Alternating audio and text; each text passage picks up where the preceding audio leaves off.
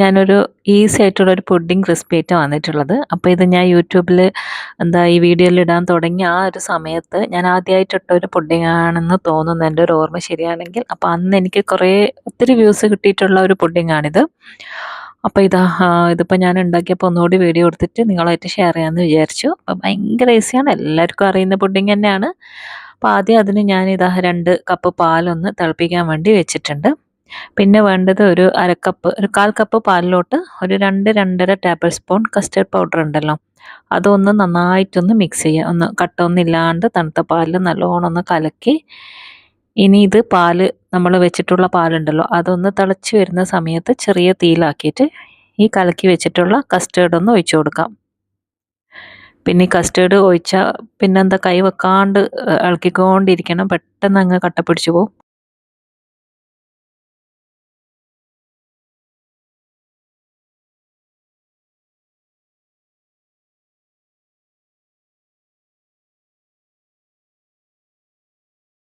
ഇനി ഇതിലേക്ക് നമുക്ക് ആവശ്യത്തിനുള്ള മധുരത്തിന് ആവശ്യമായിട്ടുള്ള മിൽക്ക് മെയ്ഡ് ഒഴിക്കാം. മിൽക്ക് മെയ്ഡ് തന്നെ ഒഴിക്കണമെന്നില്ല, നിങ്ങൾക്ക് വേണമെങ്കിൽ പഞ്ചസാര ഇട്ടാലും മതി. പക്ഷെ മിൽക്ക് മെയ്ഡ് ആകുമ്പോൾ അതിൻ്റെതായ ഒരു ടേസ്റ്റ് ഉണ്ടാവും. ഞാനിത് ഒരു 1/2 ടിന്നോളം മിൽക്ക് മെയ്ഡ് ഒഴിച്ചിട്ടുണ്ട്. എന്നിട്ട് വീണ്ടും നല്ലോണം ഒന്ന് ഇളക്കുക. എന്നിട്ട് ഈ മിൽക്ക് മെയ്ഡിലൊന്ന് അതിൽ കിടന്നൊന്ന് മെൽട്ടായിട്ട് നല്ലോണം ഒന്ന് സെറ്റായിട്ട് വരട്ടെ, അതുവരെ ഇളക്കിക്കൊണ്ടിരിക്കണം. ഇപ്പം കണ്ടില്ലേ, ഈ ഒരു കൺസിസ്റ്റൻസിയാണ് വേണ്ടത്. ഇനി ഒന്നുകൂടി നമുക്കൊന്ന് ഇളക്കിയതിന് ശേഷം നമുക്ക് ഫ്ലെയിം ഓഫ് ചെയ്യാം. ഓഫാക്കിയതിന് ശേഷം 1-2 മിനിറ്റ് ഒന്ന് ഇളക്കിക്കൊണ്ടിരിക്കാം, അല്ലെങ്കിൽ ആ ഒരു അടുപ്പത്തുനിന്ന് മാറ്റി വെക്കുക. ഇനി നമുക്ക് പുഡിങ് റെഡിയാക്കാൻ തുടങ്ങാം. അതിനായിട്ട് പുഡിങ് ഡിഷിലോട്ട് ഞാൻ ആദ്യം കുറച്ച് ഇതൊന്ന് ഒഴിച്ചു കൊടുക്കുന്നുണ്ട്. സാധാരണ ഇത് ഒഴിക്കണമെന്നില്ല, ആദ്യം ബ്രെഡ് വെച്ചിട്ട് അതിൻ്റെ മേലെ ഒഴിച്ചാലും മതി. പക്ഷെ ഞാനിത് ബ്രെഡിൻ്റെ അടിയിലെല്ലാം ഒന്ന് ബ്രെഡ് സോക്കായിക്കോട്ടെ എന്ന് വിചാരിച്ചിട്ട് ഞാൻ കുറച്ചൊന്ന് ഒഴിച്ചിട്ട് എല്ലായിടത്തൊന്ന് ആക്കി കൊടുക്കുക. എന്നിട്ട് സൈഡ് കട്ട് ചെയ്തിട്ടുള്ള മിൽക്ക് ബ്രെഡ് ഉണ്ടല്ലോ അത് വെച്ച് കൊടുക്കുക. ഗ്യാപ്പെല്ലാം ഒന്ന് ഫില്ല് ചെയ്യുന്ന വരെ ബ്രെഡ് ഒന്ന് വെച്ചിട്ടെല്ലാം ഒന്ന് നിറയ്ക്കണം, ഗ്യാപ്പൊന്നും ഉണ്ടാകാൻ പാടില്ല. ഇതേപോലെ. എന്നിട്ട് വീണ്ടും അതിൻ്റെ മേലെ കസ്റ്റേർഡ് ഒഴിച്ച് കൊടുക്കുക. ഇത് പെട്ടെന്ന് തന്നെ ഒഴിക്കണം, അല്ലെങ്കിൽ നമ്മൾ വെക്കുന്നതിന് ഈ കസ്റ്റേർഡ് ഒന്ന് കട്ടിയായി പോവും. അപ്പോൾ ഇത് ചൂടോട് കൂടി തന്നെ മേലെ ഒഴിച്ച് കൊടുക്കുക. ആ ഗ്യാപ്പിലെല്ലാം ഒഴിച്ചിട്ട് ബ്രെഡെല്ലാം നല്ലോണം ഒന്ന് വെറ്റാണം.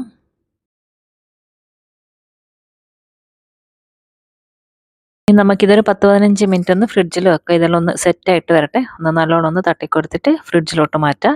അപ്പോൾ ആ സമയത്ത് വേറൊരു ക്രീം ഉണ്ടാക്കണം. അതിനായിട്ട് ഒരു ബൗളിലോട്ട് ഞാനിപ്പോൾ ഒരു പാക്കറ്റ് പക്ക് ക്രീം എടുത്തിട്ടുള്ളത്. നിങ്ങൾക്ക് പക്ക് ക്രീമോ തിക്ക് ക്രീമോ അല്ലെങ്കിൽ ഫ്രഷ് ക്രീം, നെസ്ലെ ക്രീം, അങ്ങനെ ഏത് ക്രീം വേണമെങ്കിലും യൂസ് ചെയ്യാം. അതൊരു ബൗളിലോട്ട് ഇട്ട് കൊടുക്കുക. എന്നിട്ട് ഇതിലേക്ക് ആവശ്യത്തിന് മിൽക്ക് മെയ്ഡ് ഒഴിച്ച് കൊടുക്കുക. ഇതിൽ മിൽക്ക് മെയ്ഡ് തന്നെ ഒഴിക്കണം കേട്ടോ, അപ്പോഴാണ് അതിൻ്റെ ഒരു കറക്റ്റ് ടേസ്റ്റ് കിട്ടും.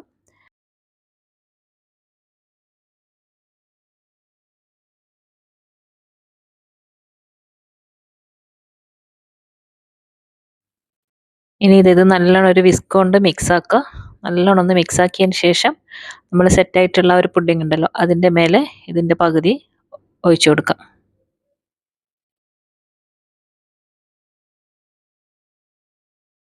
നിങ്ങൾക്കിത് വേണമെങ്കിൽ വലിയ സ്പൂൺ കൊണ്ട് ഒഴിക്കുക കേട്ടോ. പിന്നെ വീണ്ടും ഒരു സ്പൂണ് കഴുകണമല്ലോ എന്നുള്ള മടി കൊണ്ടാണ് ഞാനത് എടുക്കാത്തത്. പകുതി ഒഴിച്ചതിന് ശേഷം വീണ്ടും കുറച്ച് നേരം വേണമെങ്കിൽ ഫ്രിഡ്ജിൽ വെക്കാം. പക്ഷെ എനിക്ക് ക്ഷമയില്ലാത്തത് കൊണ്ട് ഞാൻ ഫ്രിഡ്ജിൽ വെക്കുന്നില്ല. അതിൻ്റെ മേലെ തന്നെ ഞാൻ ബ്രെഡ് വെച്ച് കൊടുക്കുന്നുണ്ട്. സെറ്റാകേണ്ട ആവശ്യമൊന്നുമില്ല, മേലെ തന്നെ വെച്ച് കൊടുത്താലും മതി.